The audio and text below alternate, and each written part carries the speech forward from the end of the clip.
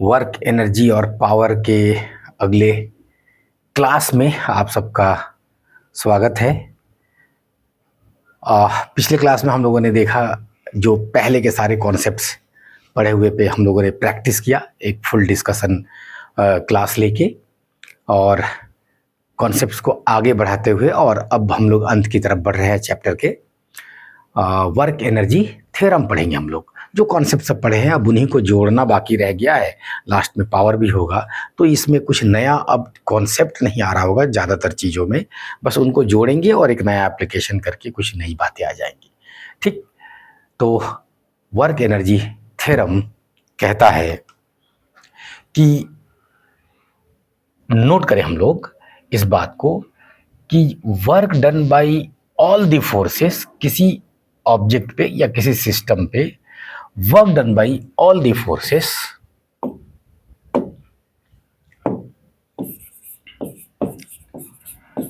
Work done by all the forces, ये all the forces को बात हम लोग पकड़ेंगे ऑन ए बॉडी या system is equal to change in kinetic energy. अब इस बात को लेके इतना हल्ला क्यों भाई कि वर्क एनर्जी थ्योरम, बाप रे बाप, बोल बोल के लोग डरवा भी देते हैं बच्चे को। कुछ नहीं, थ्योरम आप लोग जानते हैं कि कोई नया लॉ नहीं होता है ये थ्योरम, बस जो चल रहा है उसी में से कुछ चीज़ों को जोड़ के वो इतना इम्पॉर्टेंट बात है कि उसको एक लॉ जैसा आप मान के पढ़ रहे होते हैं, उनको थ्योरम कह देते हैं। ठीक है ना? तो ये काम हमारा आसान कर देता है, इसीलिए पढ़ते हैं हम इनको। क्योंकि कई बार आप इक्वेशंस ऑफ मोशन यूज करके v बराबर u प्लस टी एस बराबर ut plus half T square और v बराबर square is equal to U square plus 2s, इन सबको यूज करके जो क्वेश्चन कई बार 2-3 पेज में रफ करके आप निकाल रहे होते हैं, ये एक लाइन में फरिया के निकल जाता है। इसी वजह से ये स्पेशल इसका धक्का मुक्की चल रहा होता है कि ये आपको जानना है, ये पढ़ना है, तो यही बात है। ठीक, अब ध्यान देने वाली बात यह है कि ऑल दी फोर्सेस का मतलब समझे। एक तो ऑल दी फोर्सेस का मतलब यह है कि रिजल्टेंट फोर्स का मतलब यहां पे रिजल्टेंट फोर्स के द्वारा ले ले तो भी चलेगा। आप कहेंगे दोनों का क्या मीनिंग एक है? नहीं, मीनिंग अलग अलग है। फोर्स अलग अलग कई प्रकार के हो सकते हैं। ठीक, उन सब के द्वारा काम किया हुआ जो होगा वो, या रिजल्टेंट फोर्स के द्वारा काम किया गया हुआ हो, दोनों तो बराबर ही होगा ना। ठीक, तो इसलिए यहाँ पे डिफिनेशन में work done by the resultant force on a body is equal to change in kinetic energy. बिल्कुल सही है, वो भी डिफिनेशन सही होगा, ध्यान रखिएगा। तो ऑल दी फोर्सेस में ये लिख सकते हैं हम लोग। दूसरी बात ये कि ये जो ऑल दी फोर्सेस है,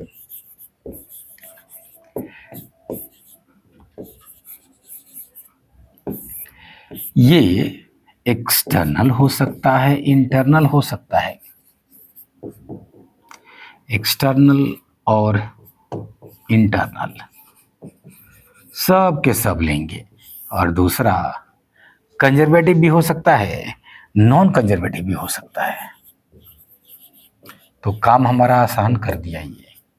जब सब के सब हो ही सकता है इसके अंदर, तो ऑल दी फोर्सेस का मतलब ये सचमुच में ऑल दी फोर्सेस को ले रखा है अपने अंदर, कंजर्वेटिव और non conservative.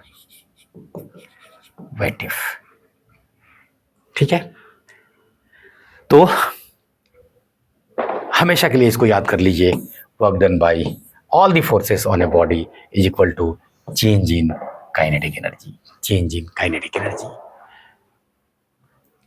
Work energy theorem apply करके बहुत मुश्किल चीज़ों को आप आसानी से निकाल रहे होते हैं। हम लोग भी तुरंत थोड़ी देर में न्यूमेरिकल्स देखेंगे, क्वेश्चन देखेंगे, जिसका कि एक झलक आपको तुरंत अभी दिखा है। थोड़ी देर में उस पर आते हैं। एक दो बातें और पहले इनको थोड़ा सा लिखा जाए कि इसका मतलब ये हुआ कि वर्क डन किसी बॉडी पे कंजर्वेटिव हो तब, वर्क डन नॉन कंजर्वेटिव हो तब, वर्क डन इंटरनल से हो तब, और वर्क डन एक्सटर्नल से हो तब। ये सब के सब जाके चेंज इन काइनेटिक एनर्जी। ठीक, एक तो ये दिखना चाहिए आपको इसके अंदर। दूसरा ये कि ये जो इसको हम अगर W नेट कह दे तो भी चलेगा, सबको जोड़ जाड़ के वर्क डन। ठीक, is equal to delta K E. Delta K ई का मतलब क्या हुआ, के ई फाइनल माइनस के ई इनिशियल। तो ये बात अब क्वेश्चंस हम लोग लेते हैं और थोड़ा अप्लाई करें इनको हम लोग। क्वेश्चन पढ़िए आप लोग। पोजीशन दे रहा है, टाइम के साथ वैरी कर रहा है। इक्वेशन आप देख सकते हैं, मास 1 kg है। ठीक, बस इतना ही देके अब टाइम का इंटरवल देके आपसे पूछ रहा है कि हमको वर्क डन बताइए। अब बताइए, वर्क डन के लिए आप फोर्स ढूंढने लगेंगे, नहीं मिलेगा। हाँ, आप कहेंगे कि सर एक्सेलरेशन निकालेंगे, इसको पहले dx/dt करेंगे, फिर dv/dt करेंगे, एक्सेलरेशन निकालेंगे, कुछ ऐसा करेंगे और तब मास इंटू एक्सेलरेशन करेंगे, तब फोर्स निकलेगा। ठीक, और फिर अलग से डिस्प्लेसमेंट पहले तब निकालेंगे, इतना में कितना आएगा और मल्टीप्लाई करेंगे, कितना लंबा होगा। और आप देखिए काइनेटिक एनर्जी से तुरंत निकलेगा। कैसे भाई, तो dx/dt कीजिए, तो वेलोसिटी dx/dt करते ही 2 इधर आया, 2 से 2 कट गया, t हुआ, v इक्वल टू टी। ठीक, तो v इनिशियल 0 पे 0, v फाइनल 3 पे 3। ठीक, वर्क डन बराबर डेल्टा की। डेल्टा की क्या है, तो इनिशियल तो 0 ही हो गया, फाइनल जो है वो हाफ m v2 या v फाइनल का स्क्वायर, हाफ m1 kg, और फाइनल आया है 3 का स्क्वायर। ठीक, देनो 9/2 इज इक्वल टू 4.5 जूल। तो एक लाइन में ऐसी चीजें निकल रही होती हैं। ये देखा हमने। चलिए नेक्स्ट क्वेश्चन लेते हैं और सीखते हैं हम लोग। पार्टिकल है, मास एक बार फिर से दिया हुआ है, रोटेट कराया गया टेंजेंशियल फोर्स द्वारा पाथ ऑफ रेडियस। ये सर्कुलर मोशन की बात कर रहा है और टेंजेंशियल फोर्स आ गया, तो इसका मतलब है कि इसका स्पीड अब बदलने लगेगा। ठीक है ना, टेंजेंशियल फोर्स की वजह से टेंजेंशियल एक्सेलरेशन और सेंट्रल फोर्स की वजह से सेंट्रीपिटल एक्सेलरेशन। ठीक है ना, और एक नेट आ जाता है, वो आप जानते हैं, सर्कुलर मोशन आप पढ़ सकते हैं, जो पिछले ही चैप्टर में हम लोग पढ़े हैं। रेडियस दे रखा है, ठीक है, टेंजेंशियल एक्सेलरेशन का वैल्यू दे दिया है। Change in kinetic energy of particle in 2 rounds में तय की गई दूरी कितनी होती है, तो 2 पाई r एक का हुआ, 2 से मल्टीप्लाई कर दिए तो 4 पाई r, इतना दूरी तय होने जा रहा है। ठीक, चेंज इन काइनेटिक एनर्जी हमें जानना जरूरी है, तो पूछ रहा है चेंज इन काइनेटिक एनर्जी, हम निकाल देंगे फोर्स इनटू डिस्प्लेसमेंट। ठीक, वर्क डन, और वो वही बराबर होगा चेंज इन काइनेटिक एनर्जी। तो यहाँ पे जो टेंजेंशियल फोर्स है Ft, वो मास इंटू AT हो जाएगा। कितना है वो, तो आप कहेंगे मास है 10 ग्राम है ना, तो 10/1000 यानी 0.02 आ जाएगा, 0.01 आ जाएगा, और इंटू AT दिया हुआ है 0.1। इसको ऐसे ही अभी रहने देते हैं। आइए इधर, अब आप 2 राउंड में क्या करेंगे, दूरी निकालेंगे। ठीक, या तो इधर से निकालेंगे, वरना चेंज इन काइनेटिक एनर्जी के लिए आप फाइनल वेलोसिटी और इनिशियल वेलोसिटी निकालेंगे। ठीक, दोनों तरीके से चल सकते हैं।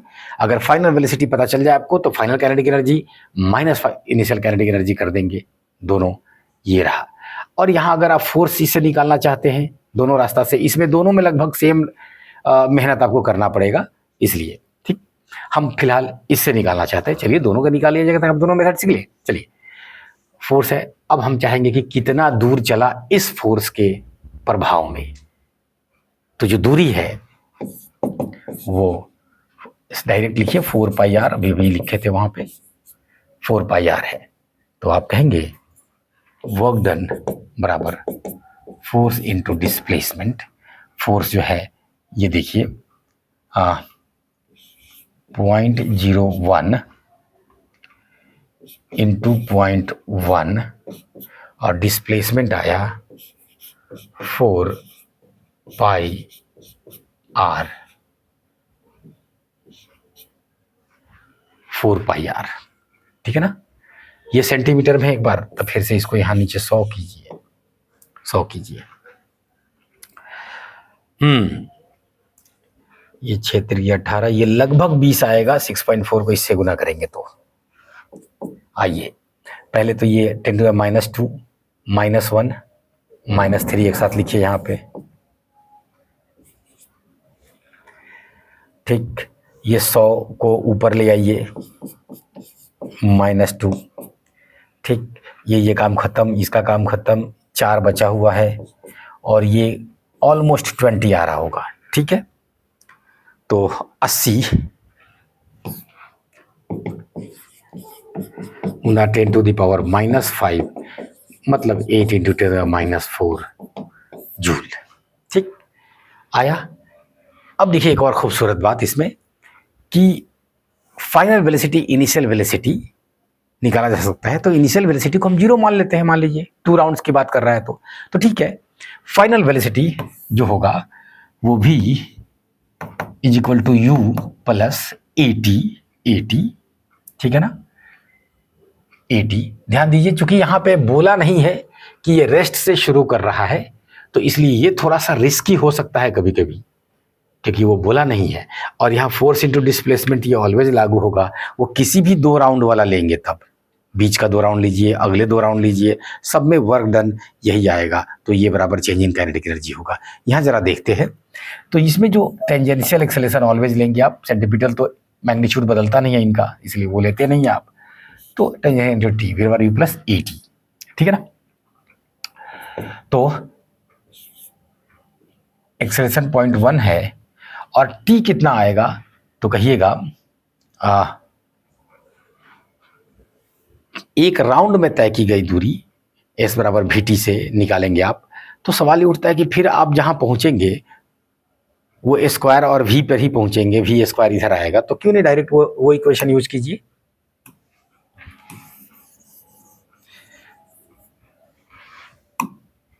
ठीक है ना, v² u² + 2ats, ठीक है ना। और तब आप कहते हैं कि 280 दिया हुआ 0.1 और s जो है वो 4 पाई r है, तो 4 पाई r है। तो यहां से आप v² निकालेंगे और ½ m से मल्टीप्लाई कर देंगे तो ½ mv² आ जाएगा, वही वर्क डन, ठीक है ना। तो ये देखिए जरा, ये तो 20 आ रहा था, इंटू 2 40, ठीक, ये 20 इंटू 4 80, 160.1 से 16, तो इसलिए v² = 16। अब देयरफॉर लास्ट में यहाँ पे देखिए डेल्टा के वही आएगा, शुरू वाला 0 अगर लिए तो, जो है v इसके साथ जो आया वो, ठीक है ना। तो क्या ½ m कितना है देख लीजिए, 10 ग्राम है, तो 1/1000, ½ m v² 16 है, 2 से काटिए 8, ½ m v²। तो आइए, इसमें कुछ मिसिंग नहीं ना है, हाँ मिसिंग है ना, ये सेंटीमीटर में था ना, तो नीचे में 100, ऊपर में 16, नीचे में 100, तो v² का वैल्यू 16/100, 1 0 से 1 0 काटिए, ठीक, 8 गुना 10⁻⁻4 जूल, बिल्कुल सही। तो दोनों तरीके से सोचा जा सकता है, ध्यान रखिएगा आप क्वेश्चन में ये ध्यान देंगे कि किस रास्ते से पहुंच सकते हैं। यहाँ पे दोनों रास्ते से पहुंच सकते थे, वो एक अलग बात है। एक और क्वेश्चन है, बुलेट जो है 10 ग्राम का है, एक बार फिर से, और सर्टेन वेलोसिटी से मारा गया और मिट्टी की दीवार है 1 मीटर मोटा, दीवार तो और भी मोटा होगा, लेकिन 1 मीटर ये जब पास किया तो वेलोसिटी गिर गया और पहुंच गया 100 पे। Find the average resistance offered by the mud wall. ठीक है ना। तो डिस्टेंस दे रखा है, initial kinetic energy, final kinetic energy, change in kinetic energy. तो आप कहेंगे चेंज इन काइनेटिक एनर्जी बराबर वर्क डन, और वर्क डन जो है क्या होगा, तो फोर्स इनटू डिस्प्लेसमेंट होगा। तो find the average resistance offered, मतलब एवरेज फोर्स ऑफर्ड। इसलिए आप कहेंगे फोर्स बराबर delta K E by S. कितना का चेंज आया, तो आप कहिएगा हाफ एम। वी फाइनल कम है, ध्यान रखिए, मैं रेसिस्टेंस फोर्स निकाल रहा हूं, मतलब मेरा पॉजिटिव आएगा, और कहेगा सीधे फोर्स निकालिए तो फोर्स निगेटिव आने जा रहा है क्योंकि वो रोकने जा रहा है। तो थोड़ी देर के लिए चलिए, मैंने एफ लिखा है तो मैं एफ को एफ ही रहने देता हूँ, प्रॉपर फाइनल इनिशियल का ध्यान रख रहा हूँ। तो 100 स्क्वायर माइनस 800 स्क्वायर, देख रहे हैं ना, माइनस में आने जा रहा है, ये छोटा में से बड़ा घटा रहा है, डिवाइडेड बाई जो दूरी है वो 1 है। ठीक, चलिए हाफ m का वैल्यू 10/1000, इसमें से 10⁻² का स्क्वायर करके बाहर ले लीजिए 4, तो अंदर में बच गया 1 माइनस 64। ठीक,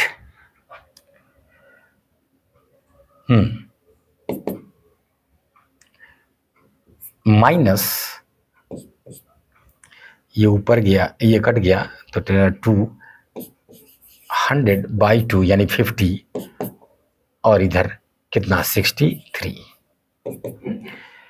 तो इज इक्वल टू -50 इंटू 63। ठीक, जल्दी जल्दी करते हैं हम लोग, 5 15, 5 36 1 31, -3150 न्यूटन, ये वो फोर्स निकला।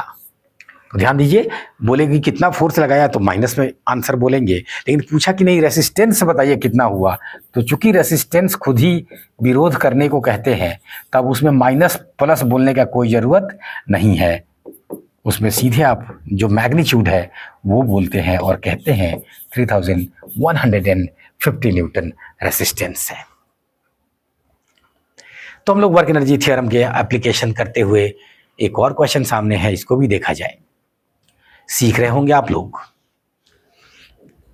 मास दे दिया 5 kg, रेस्ट से गिरा, मतलब इनिशियल वेलोसिटी 0, और नीचे की तरफ गिर रहा है, वर्टिकल डिस्टेंस नीचे 20 मीटर जब गिरा तो उसका वेलोसिटी 10 मीटर पर सेकेंड आया।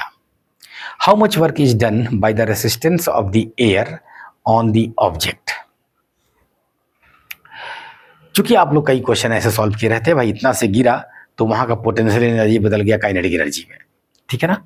उस हिसाब से अगर देखा जाए तो जो ये h दे दिया इतना, m दे दिया इतना, g का वैल्यू आपको पता है, तो आप कहेंगे कि mgh जो चेंज आया है वो है 5 g10 h20, ठीक है ना। तो इस बचे 100, 1000 जूल mgh में डिफरेंस आया है, पोटेंशियल एनर्जी में डिफरेंस आया है, तो इसको काइनेटिक एनर्जी में बदलना होगा। काइनेटिक एनर्जी में बदलना होगा तो आप कहेंगे कि ये बराबर ही होगा हाफ mv² के, ठीक। और तब आप कहेंगे कि v जो होगा, फटाक से यहां से निकालिए, ठीक। तो जो आएगा, हालांकि ये पहले से करते तो m से m काटे रहते, एनीवेज चलिए यहाँ पे v² जो होगा ये 2000 डिवाइडेड बाई m,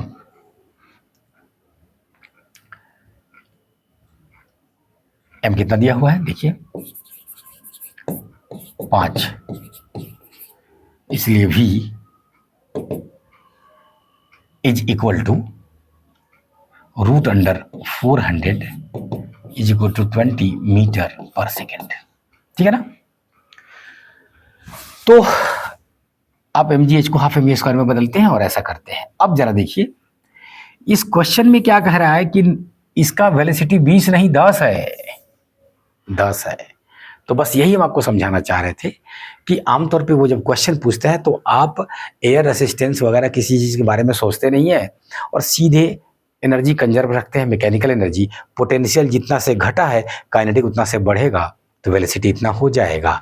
लेकिन ये कह रहा है कम है, तो इसका मतलब काइनेटिक एनर्जी कम आया, तो बाकी एनर्जी गया कहाँ? तो इसका मतलब एयर रेसिस्टेंस ने नेगेटिव वर्क किया, तभी तो एनर्जी घट गया, घट गया।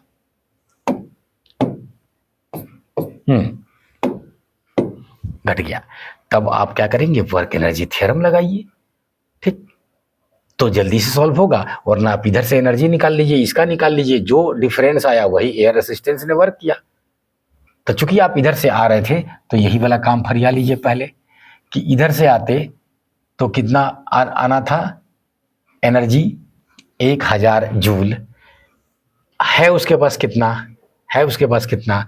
तो आप कहेंगे है 10 दाई के 100, तो 2 से काटिए 50, 250 जूल। ये अवेलेबल एनर्जी है, अवेलेबल काइनेटिक एनर्जी है। और ये क्या था? ये होना चाहिए था, ये होना चाहिए था। तो डिफरेंस कितना का पड़ा? ठीक है ना। तो आप कहेंगे जो डिफरेंस आया, डिफरेंस इन एनर्जी, वो 1000 minus 250 is equal to 750 joule. यही वो एनर्जी है, यही वो वर्क है जो एयर रेसिस्टेंस ने किया, जिसके वजह से इसका काइनेटिक एनर्जी जो एक्सपेक्टेड था उससे इतना कम हुआ। ठीक, तो ये बात थी। अगर आप प्रीवियस अपने चैप्टर्स का नॉलेज यूज करके बना रहे हैं तब कि सिंपल आप kinetic energy half mv square समझते हैं और पोटेंशियल एनर्जी mgh समझते हैं। ठीक है। लेकिन अब चूंकि आप वर्क एनर्जी थ्योरम पढ़ चुके हैं तो आपको वो अप्लाई करके देखिए कितना सिंपल ये बन जाता है कि आप कहेंगे work done by all the forces is equal to change in kinetic energy. तो वर्क डन यहाँ पे दो प्रकार का हो रहा है। एक तो जो ग्रेविटेशन की वजह से हो रहा है mg वाले का, ठीक, एक वो कर रहा है। दूसरा एयर कर रहा है। आप जानते हैं कि ये नॉन कंजर्वेटिव फोर्स है एयर वाला, ये कंजर्वेटिव फोर्स है ग्रेविटेशन वाला। उससे आपको कोई मतलब नहीं है वर्क एनर्जी थ्योरम में। आप बोलेंगे कंजर्वेटिव नॉन कंजर्वेटिव सारे के द्वारा किया हुआ कार्य is equal to change in kinetic energy हो जाएगा, बात खत्म। तो चेंज इन काइनेटिक एनर्जी जो आया है वो कितना है? तो कहिएगा जब गिरा था बॉडी तो वेलोसिटी 0, तो काइनेटिक एनर्जी भी 0। नीचे पहुंचने के बाद 10 दिखा रहा था, तो हाफ mv स्क्वायर m 5 है, v स्क्वायर v 10 दिया हुआ था तो इतना हो गया। जल्दी देखिए, हाफ 500 तो 5 इंटू 50 250 जूल। ठीक, ये दोनों द्वारा वर्क किया हुआ है। तो देखिए W mg के वजह से क्या है? तो कहिएगा mgh है। W एयर यही तो निकालना है। Therefore W air is equal to 250 minus mgh, और अभी अभी देखे होंगे mgh का वैल्यू 1000 निकाले थे, माइनस 750 जूल आंसर। तो इस प्रकार से वर्क एनर्जी थ्योरम में ये सारी चीजें एक लाइन में सेट हो गई कि आप कहिए work done by all the forces is equal to change in kinetic energy. और एक क्लियर चल रहे हैं। चलिए देख रहे हैं कि एक क्वेश्चन और आ गया।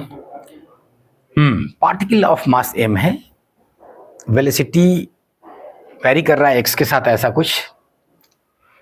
हाँ, where is a constant, total work done by all the forces, देख रहे हैं ना, all the forces during a displacement from x बराबर 0 टू x बराबर d। चलिए ठीक है, तो according to work energy theorem कहेंगे आप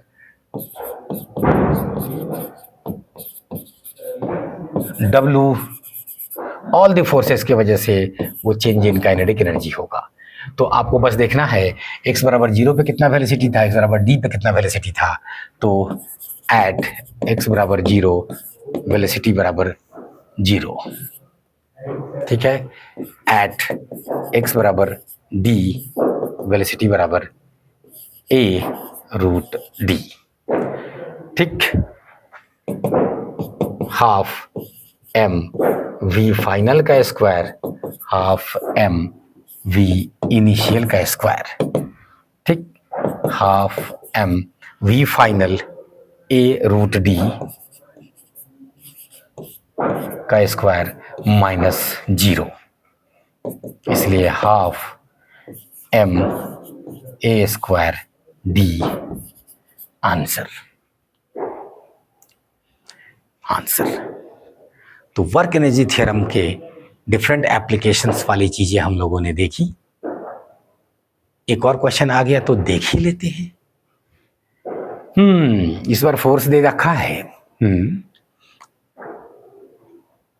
नेगेटिव है, रिटार्डिंग फोर्स है, ठीक है। और x बराबर 20 से 30 तक निकाल रहा है और इस बार चेंज इन काइनेटिक एनर्जी पूछ रहा है। तो आप फोर्स दिया हुआ है, x वाला मामला है, तो आप वर्क डन निकाल लेंगे। तो एक बार फिर से आप वही कहेंगे कि work done due to all forces is delta K E change in kinetic energy, और वही पूछ रहा है, तो चलिए देयरफॉर डेल्टा के जो है ये F डॉट dx है, ठीक। माइनस 0.1 x dx कितना से कितना, तो देख लीजिए जी 20 से 30। जल्दी से करते हैं, बाकी अब बस मैथमेटिक्स बच गया। माइनस 0.1 एक्स स्क्वायर बाई 2 20 से 30, ठीक। 2 को बाहर लाइए, माइनस 0.1 बाई 2, ठीक। 30 स्क्वायर माइनस 20 स्क्वायर, ठीक जा रहा है? हाँ ठीक जा रहा है। माइनस 900 400 500 आएगा, उसको 0.1 से मल्टीप्लाई कर दीजिए तो 50 आएगा बाई 2 माइनस 25 जूल आंसर। तो एक बार फिर से ये पूछ रहा था चेंज इन काइनेटिक एनर्जी और हमने वर्क डन निकाल दिया वर्क एनर्जी थ्योरम का, और कई बार पूछ रहेगा वर्क डन, आप चेंज इन काइनेटिक एनर्जी निकाल दीजिए। तो क्वेश्चन के हिसाब से आपको फील हो जाएगा कि ये दोनों में से कोई एक को पकड़ेंगे, दूसरा पकड़ा जाएगा। अगली जो बात है वो छोटी सी बात, इसलिए छोटी सी बात हम कह रहे हैं क्योंकि थोड़ी सी पहले ही के लेक्चर्स में हो चुके हैं कि जो पोटेंशियल एनर्जी है ये ऑलवेज एसोसिएटेड होता है किन के साथ? कंजर्वेटिव फोर्स के साथ। तो कंजर्वेटिव जो फोर्स होंगे उसमें जो चेंज इन पोटेंशियल एनर्जी होता है, ठीक, डी यू बाई, अगर x में है तो dx, और इसका जब निगेटिव लेते हैं तो यही फोर्स के बराबर होता है, फोर्स के बराबर होता है, ठीक। ध्यान रखिएगा यहाँ पे पोटेंशियल एनर्जी कह रहा है तो ये वाला मामला कहाँ गया? तो ये काम का रिलेशन है। अगर मैथमेटिकल रिलेशंस हम लोग देखना चाहते हैं तो इसी को पलट दीजिए तो हम चेंज इन पोटेंशियल एनर्जी भी तो बता सकते हैं, minus F dot D X. और तब आप कहेंगे कि F dot D X work done ही तो है, डब्ल्यू ही तो है, तो माइनस डब्ल्यू। बस क्या खास बात है यहाँ, क्या ध्यान देने वाला बात है? क्या ये वो वाला डब्ल्यू है जो ऑल दी फोर्सेस है? सोचो सोचो, ये क्या ये वो वाला डब्ल्यू है, वर्क है जो ऑल दी फोर्सेस है? नहीं। तो याद कीजिए, मैंने आपको पहले पढ़ाया है कि पोटेंशियल एनर्जी सिर्फ एसोसिएटेड होता है, सिर्फ एसोसिएटेड होता है कंजर्वेटिव फोर्स से, कंजर्वेटिव फोर्स से। तो यहाँ पे नॉन कंजर्वेटिव का कोई काम नहीं है जब पोटेंशियल एनर्जी में चेंज और फोर्स की बात कर रहे हैं।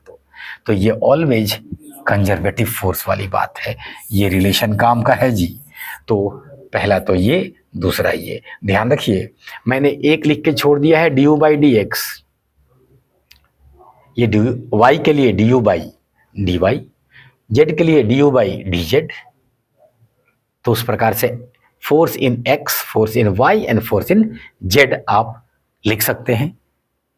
देखेंगे आगे उसको क्वेश्चन भी वैसा लेंगे हम लोग न्यूमेरिकल के तौर पे ये बात। तो पोटेंशियल एनर्जी में चेंज हम लोग आसानी से ये निकाल रहे होते हैं, U final minus U initial is equal to minus work done by conservative, ठीक, फोर्स की भाषा में minus F dot D X, F dot D X. तो ये था relation between potential energy and force, ठीक। ध्यान रखिएगा, यहाँ पे अगर उसको वर्क डन से ले रहे हैं आप तो ऑलवेज कंजर्वेटिव लेंगे। हाँ, वही बात जो इस स्लाइड पे लिखा हुआ है कि पोटेंशियल एनर्जी और वर्क डन के बीच रिश्ता, तो जो डी यू है, डी यू है ये minus F dot D X है और ये minus negative of work done by conservative force. ये करके हम लोग स्प्रिंग वगैरह का भी निकाले थे पहले। पेंडुलम बॉब जो है उसका स्पीड 3 मीटर पर सेकेंड कब है? जब वो लोएस्ट पोजीशन पे है। उसका स्पीड क्या है जब ये 60 डिग्री एंगल बनाता है वर्टिकल के साथ। लेंथ ऑफ द पेंडुलम दिया हुआ 0.5 जी, इतना लेना है। चलिए, तो कंजर्वेशन ऑफ एनर्जी हम लोग लगाएंगे। क्वेश्चन वही का है, आपको समझ में आ रहा होगा, अभी तो टॉपिक वाइज वही चल रहे हैं। तो हम क्या करेंगे कि ये देखिए, जब ये यहाँ पे था तो इस जगह का पोटेंशियल एनर्जी mgh0 मान लेंगे और ये 60 डिग्री चल के अब जब यहाँ पे पहुंचा तब ये कुछ h हाइट ऊपर गया। ये देखिए h, तो जैसे ही ये h हुआ और पूरा लेंथ अगर धागे का जो कि पेंडुलम का लेंथ है, तो वो धागा हो या कोई रॉड हो व्हाटएवर, लेकिन मासलेस उसको होना होता है, ठीक। तो वो L है अगर, तो ये L माइनस एच हो गया। और ये तो L है ही, और ये कह रहा है कि 60 डिग्री यहाँ पे एंगल बना लिए, ठीक। तो ये पूछ रहा है कि यहाँ का स्पीड बताइए अब, यहाँ का, और यहाँ का स्पीड दिया हुआ है v1 दिया हुआ है कितना, 3 मीटर पर सेकेंड। तो आप क्या करेंगे, आप बहुत सारे कैलकुलेशन, फोर्स लेना, ये एंगल लेना, वो सब की कोई ज़रूरत नहीं पड़ेगी। सीधा कहेंगे कि ये h हाइट ऊपर गया है तो इतना से पोटेंशियल एनर्जी बढ़ा है। आप एनर्जी कंजर्वेशन का यूज करके काम निकाल लेंगे, ठीक। और तब कहेंगे कि work done by all the forces वही है जो चेंज इन काइनेटिक एनर्जी है। तो एनीवेज यहाँ का हम mgh0 मान लेंगे, तो वहाँ पे केवल काइनेटिक एनर्जी है हाफ m v स्क्वायर। यहाँ पे v1 है तो v1 स्क्वायर, और वो इज इक्वल टू वहाँ का mgh और plus half m v2 square, v2 square. m cut रहा होगा, v1 स्क्वायर जो है वो 9/2, g जो है कह रहा है 10 लेने के लिए, h कितना आएगा, तो देखिए h कितना आएगा, तो आप कहेंगे l में से इधर वाला पार्ट को घटा देंगे तो h आ जाएगा, यही ना। तो इधर वाला पार्ट कितना है, अगर इसको आप x बोले तो वो l माइनस h है। तो चलिए, तो ज़्यादा अच्छा रहेगा कि चूंकि ये पूरा के पूरा l ही है, तो एक काम कीजिए,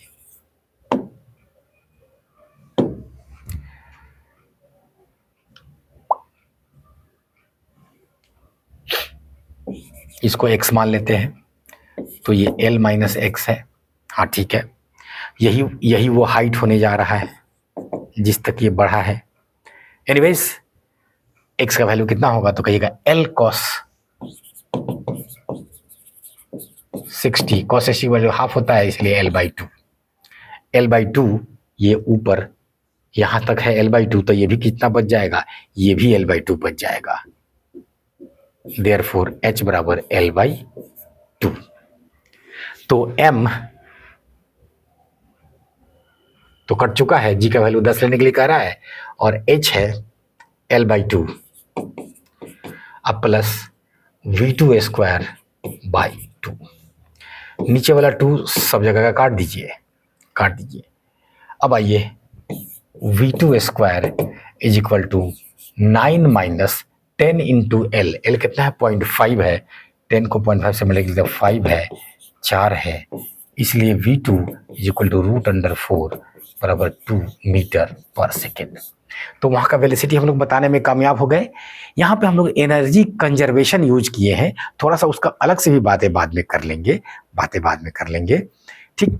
यहाँ पे ध्यान दीजिए, वर्क डन जो है यूज करते तो भी आप यहाँ पहुँचते, लेकिन ये सबसे अच्छा ऐसे ही बनता है, इसलिए हम बिल्कुल आपको कंफ्यूज नहीं करना चाहेंगे इस क्वेश्चन में कि नहीं आप फिर इधर से उधर कुछ सोचिए। सिंपल ये तो आप हाइट कैलकुलेट कीजिए, mgh बताएगा कि वहां का वेलोसिटी कितना होगा।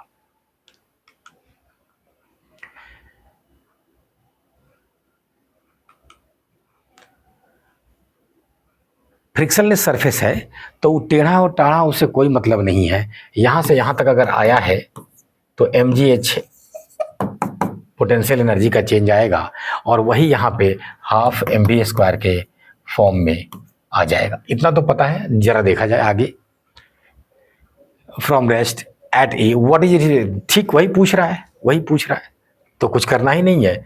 जब ये फ्रिक्शनलेस सरफेस है तो ये कुछ एनर्जी बर्बाद नहीं करेगा, तो टोटल ये जो चेंज इन पोटेंशियल एनर्जी है ये वर्टिकल केवल लेंगे, क्योंकि mg केवल वर्टिकल रहेगा, उसको हॉरिजॉन्टल कंपोनेंट से कोई मतलब नहीं होगा, तो ये कैसे भी रास्ता होता उससे कोई मतलब नहीं है, अगर ये यहाँ तक पहुँचा है तो ऐसा है, ठीक है ना।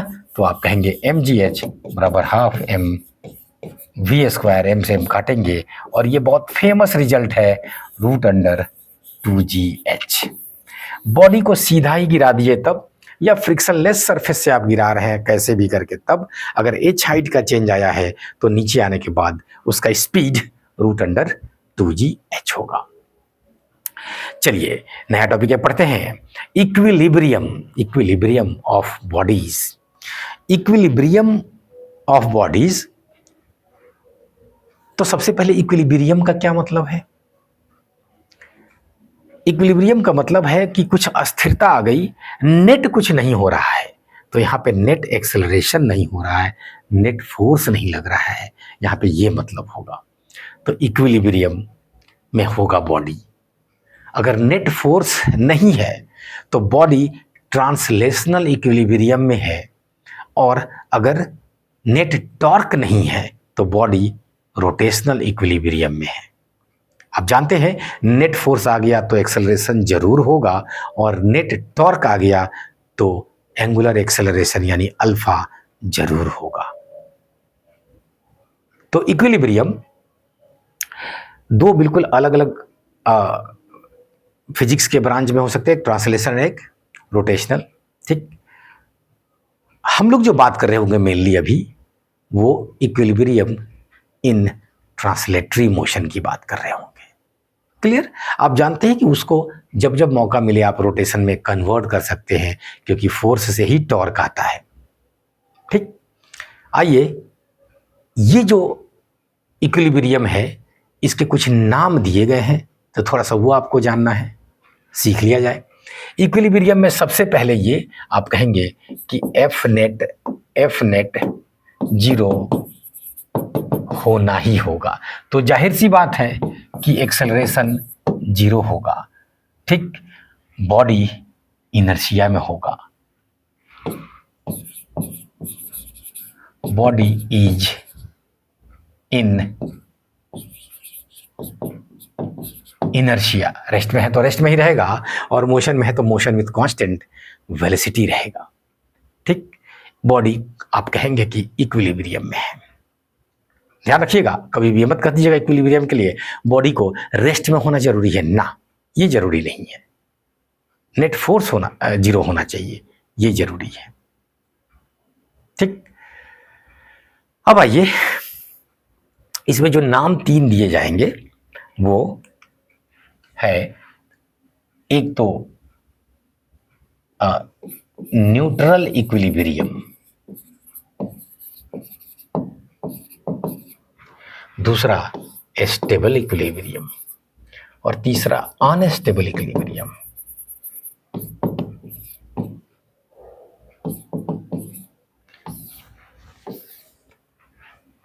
अनस्टेबल इक्विलिब्रियम, देखिए अगर कोई चीज मिनिमम हो जाता है तब भी उसमें इंस्टेंटेनियस चेंज 0 होता है। मतलब अगर कोई एक्स वाई जेड है और वो एक्स अपने मिनिमम पे है तो डी एक्स 0 हो जाएगा कैलकुलस की भाषा में। मैं अपने मैक्सिमम पे होगा तो भी डी एक्स 0 हो जाएगा। ठीक, और अगर कांस्टेंट है, वैल्यू चेंज ही नहीं हो रहा है तो भी 0 हो जाएगा, सीधी बात। तो ये जो अगर हम बोले हैं आपको कि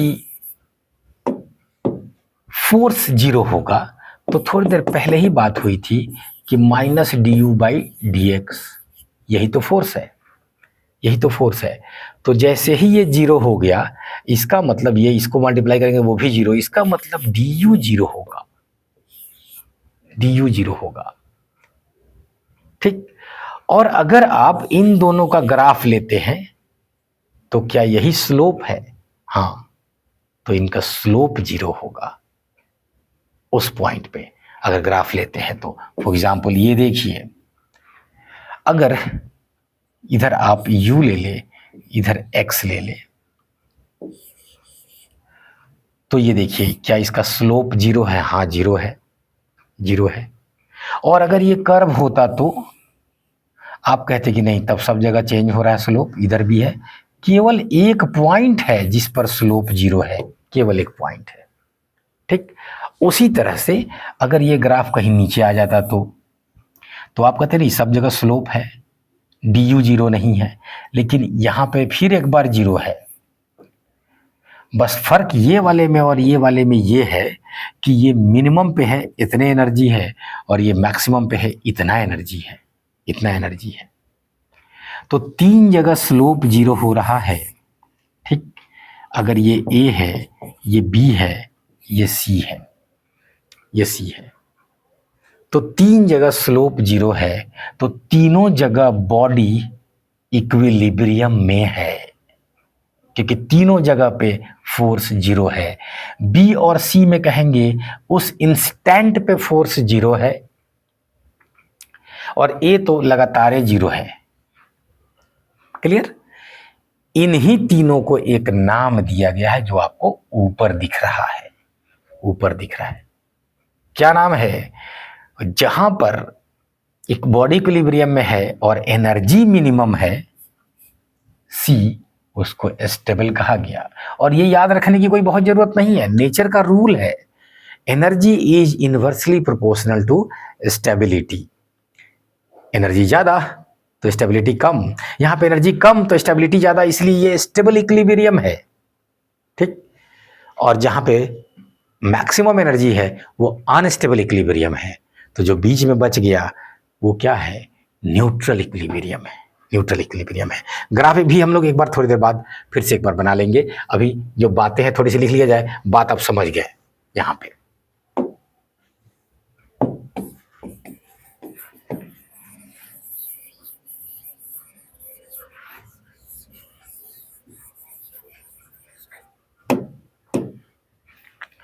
न्यूट्रल इक्विलिब्रियम हो तब, चाहे कोई हो तब, एफ नेट तो सब में 0 करना होगा, तो यहां भी एफ नेट 0, यहां पे भी एफ नेट 0। ठीक है ना? उसके बाद आप कहेंगे कि जो slope of F net zero होते ही ये D U by D x भी जीरो होगा, कोई दिक्कत नहीं है। तो यहीं पे एक और लाइन जोड़ देते हैं, चलिए। Slope of you x graph को जीरो होना होगा, क्योंकि tan थीटा जीरो होना होगा, और tan थीटा जीरो तब होता है जब थीटा जीरो होता है, तो इसलिए वो पैरेलल टू एक्स एक्सिस होना होगा। ठीक, अब आइए यहां पे अनस्टेबल इक्विलिब्रियम में भी डी बाई डी एक्स तो जीरो होगा ही, बाकी सब बातें यहां भी लागू होगी, स्लोप जीरो। आप कहेंगे तो फिर ये सब इतना अलग से क्यों लिख रहे हैं? तो एनर्जी वाली बात लिखने के लिए, बाकी तो सब में सेम रहेगा। ये वो एक्स्ट्रा लाइन लिखा गया है तो रहने दिए हैं, खाली स्लोप लिखते तो भी चलता। ठीक, क्लियर? और यहाँ पे नीचे वाला हम मिटा दे, क्योंकि आप समझ गए कि स्लोप जीरो का मतलब क्या है। अब तब कहेंगे एनर्जी वाली बात, कि यहाँ पे जो एनर्जी है वो गिवन सिचुएशन में मिनिमम होना चाहिए, इस बात को पकड़ लेना है। यहाँ पे जो एनर्जी है वो गिवन सिचुएशन में मैक्सिमम होना चाहिए, और यहाँ पे जो है एनर्जी कांस्टेंट होना चाहिए, कांस्टेंट होना चाहिए। ठीक है ना? तो मिनिमम मैक्सिमम कांस्टेंट ये आपको बोलना पड़ेगा, और बाकी तो सब में वही बात है कि F net zero, slope zero, you x graph का। ठीक, अब कभी कभी क्या होगा कि आपको इक्वेशन देके बोलेगा कि ठीक है इसका बताइए कि ये इक्विलिब्रियम में है कि नहीं, और अगर है तो कौन वाले इक्विलिब्रियम में है। तो देखिए, आप जब D U by D x करके मान लिया यू का कुछ वैल्यू दे दे, और D U by D x करके आपने निकाल लिया, ठीक है ये जीरो आएगा तो वहां पे वो इक्विलिब्रियम में होगा। लेकिन जीरो तो तीनों में है, तब पूछेगा कौन वाला इक्विलिब्रियम है, ये कौन वाला इक्विलिब्रियम है। तब एक स्टेप आगे आपको बढ़ना होगा और इसका फिर डबल डिफरेंशिएशन इसका करना होगा। ठीक, और तब आप कहेंगे कि D two U by D X square ये तीनों जगह अलग अलग होगा।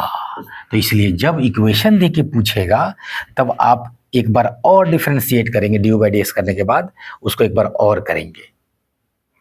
ठीक, ध्यान रखेंगे, जब फोर्स एफ नेट लिख रहे होंगे बराबर डी बाई डी एक्स, तब माइनस वहां लगाएंगे, और यहां जो हम कह रहे हैं ये माइनस लगाने वाला नहीं है, सीधे जो इक्वेशन होगा यू का उस इक्वेशन को आप दो बार कर रहे होंगे।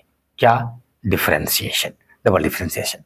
तो आइए, ये क्या होगा तीनों में, D two U by D X square, D two U by, question बना ले लेंगे, इस पर चिंता मत कीजिए। तो जो चीजें याद रखिएगा, अभी जो मैं बताने जा रहा हूं ये फिर कम जगह ये लिखा हुआ मिलेगा, सीधे आपको मैथमेटिक्स में लिख के निकल लेगा। गौर से सुनिएगा, जो चीज मिनिमम हो चुकी है अब उसमें और फर्दर चेंज लाना चाहेंगे, चाहे आप पीछे जाए तब या आगे जाए तब, वो अब बढ़ेगा। तो जब डबल डिफरेंशिएशन करके आगे उसका आप डायरेक्शन देखना चाहते हैं कि किधर जाएगा, तो अब वो बढ़ेगा, मतलब ये वाला जो होगा ये बढ़ेगा, मतलब पॉजिटिव होगा। पॉजिटिव होगा मतलब मोर देन जीरो होगा, मोर देन जीरो होगा। ठीक, पॉजिटिव। जो पहले ही मिनिमम है अब मिनिमम, अब उससे कम क्या होगा, और जो मैक्सिमम है अब वो उससे घटेगा।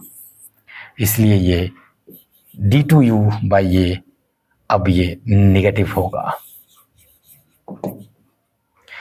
जब यहां पे पोटेंशियल एनर्जी को दो बार डिफरेंशिएट करेंगे तो अब वो नेगेटिव आएगा, और यहां पे है कि वो ऐसी जगह पे है कि आगे भी जा रहे हैं तो वहीं रह रहा है, थोड़ी देर पहले ग्राफ बनाए थे, और पीछे भी आ रहे हैं तो वही रह रहा है, न्यूट्रल इक्विलिब्रियम वाला। तो इसलिए ये तब भी जीरो आएगा, तब भी जीरो आएगा। तो इसमें सिंगल डिफरेंशिएशन कर रहे हैं तब भी जीरो, डबल डिफरेंशिएशन कर रहे हैं पोटेंशियल एनर्जी का तब भी जीरो। ठीक, यहां पे फर्क पड़ जा रहा है, ऊपर में जीरो तो था ही लेकिन नीचे में कुछ और। ठीक, जो मिनिमम था अब वो बढ़ेगा, और जो मैक्सिमम था अब वो घटेगा। समझ में आ गई होगी बात, आ गई होगी बात। इक्विलिब्रियम ऑफ बॉडीज की बात हम लोग कर रहे थे। चलिए एक क्वेश्चन तुरंत मिल गया। कह रहा है कि the potential energy of a conservative system is given by, equation दे दिया, ठीक है, यू दे दिया आपको। Find the equilibrium position and discuss whether the equilibrium, हाँ बताना है आपको स्टेबल, अनस्टेबल और न्यूट्रल, मतलब उसका डबल डिफिनेशन भी फिर करना होगा। पहले तो आप निकाल लीजिए कि कब वो फोर्स जीरो है। तो आप कहेंगे कि जो F होता है वो minus D U by D X है, minus D by D X, U कितना है तो कहिएगा A X square minus B X, ठीक है ना, माइनस, ठीक, पहले माइनस को तो अलग रहने दो, ठीक है, डी बाई डी एक्स कीजिए इसका, तो 2 इधर आ जाएगा, 2ax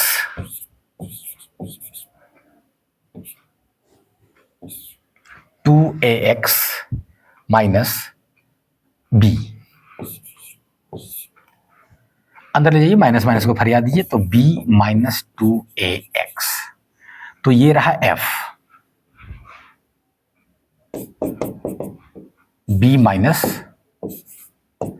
2ax, और इसको होना होगा जीरो, इक्विलिब्रियम के लिए जीरो। जब ये जीरो होगा तब बॉडी इक्विलिब्रियम में होगा, तो कर दिए जीरो, जरा देखा जाए तो 2ax बराबर b, इसलिए x बराबर b बाई 2a, तो x बराबर b बाई 2a पर बॉडी इक्विलिब्रियम में होगा, ठीक। चलिए अब पूछ रहा है, नहीं बताइए स्टेबल अनस्टेबल न्यूट्रल, तो डी इसका जो एक बार डिफरेंशिएशन करके आया है, ठीक है ना, ये आया है ना, हाँ ये आया है, ध्यान रखिएगा ब्रैकेट के अंदर, ये माइनस तो उसके लिए था, कंजर्वेटिव फोर्स के लिए, उसकी बात मत कीजिएगा, जो अंदर आया है अब इसको एक बार फिर से आप डिफरेंशिएट करेंगे, ठीक, या सीधे आप लिखेंगे इसी का कि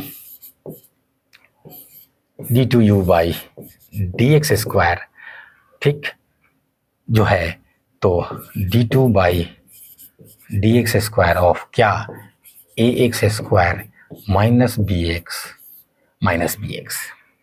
ठीक। तो इसको एक बार और कीजिए डिफरेंशिएट, तो d बाई डी एक्स करेंगे तो 2a बच जाएगा, ठीक, ये गायब हो जाएगा, तो इज इक्वल टू 2a बच जा रहा है, पॉजिटिव है वो, ध्यान रखिएगा, ये बाहर वाला नेगेटिव को छोड़ना है, इसलिए जब भी ऐसा क्वेश्चन होगा ये ब्रैकेट के साथ चलिएगा, ताकि आपको पता रहे कि ये जो नेगेटिव लिखते हैं ना, ये by definition of conservative force है, उसके लिए है। पोटेंशियल एनर्जी तो जो है सो है, यहाँ पे उसको करना है डिफरेंशिएशन, डबल डिफरेंशिएशन, तो 2a आया पॉजिटिव, तो dt(u) by D X square अगर पॉजिटिव आया है, इसका मतलब है कि अब कहाँ पे था, ये मिनिमा पे था, तो मिनिमा पे था तो कौन है, स्टेबल इक्विलिब्रियम में बॉडी है, होगा x बराबर b बाई 2a पे, और जो इक्विलिब्रियम होगा वो कौन सा इक्विलिब्रियम होगा, स्टेबल इक्विलिब्रियम, ठीक है।